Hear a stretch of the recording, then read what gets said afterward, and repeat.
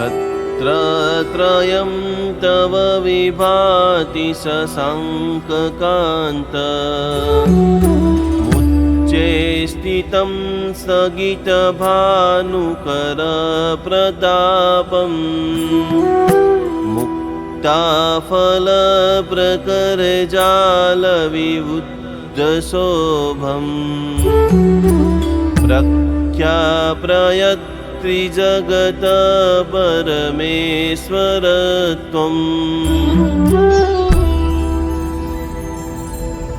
ॐ ह्रीं अर्हं नमो घोरगुणपक्कमाणम्। ॐ उवसग्गहरं पाशं वन्दामि कम्मघणमुक्तं विषहरविषनिन्नासं मङ्गलकल्याण आवासम्। ॐ ह्रीं नमः स्वाहा।